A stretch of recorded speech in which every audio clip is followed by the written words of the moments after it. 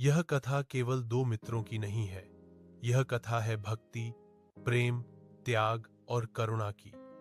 यह कथा बताती है कि भगवान के लिए धन, वैभव या दिखावा नहीं, बल्कि निर्मल हृदय और सच्चा भाव सबसे अधिक मूल्यवान होता है।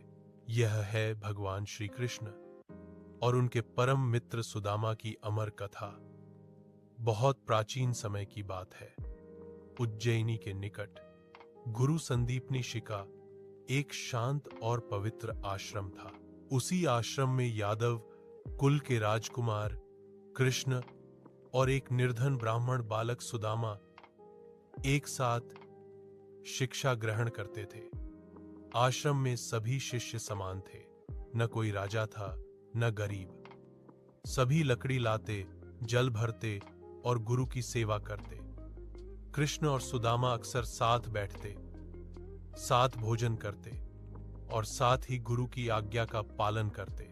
कृष्ण चंचल थे, हंसमुख थे, सबका मन मोह लेते थे।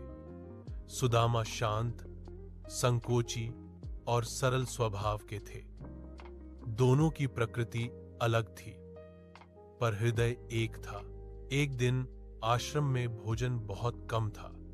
सुदामा ने अपना भाग कृष्ण को दे दिया।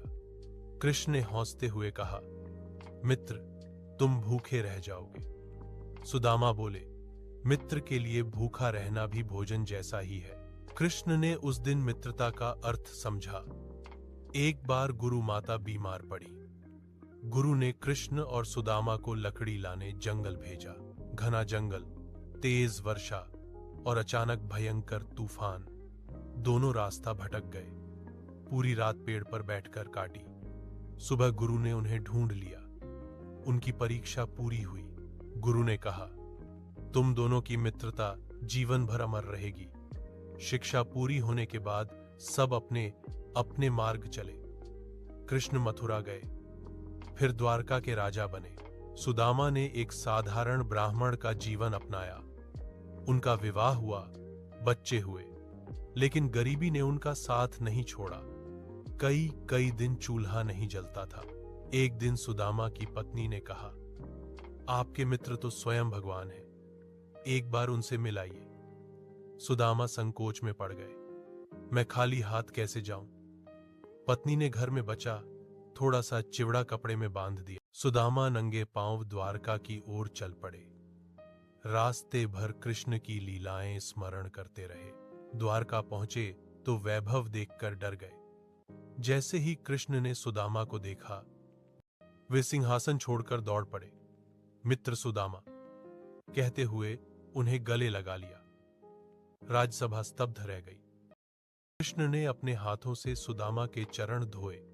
सुदामा रो पड़े। कृष्ण ने पोटली से चिवड़े निकाले और खाने लगे। रुक्मिणी ने रोका। कृष्ण बोले, यह प्रेम का प्रसाद है। सुदामा कुछ मांगे बिना लौट आए। घर पहुंचे तो झोपड़ी महल बन चुकी थी। सुदामा ने समझा, भगवान भाव देखते हैं, धन नहीं।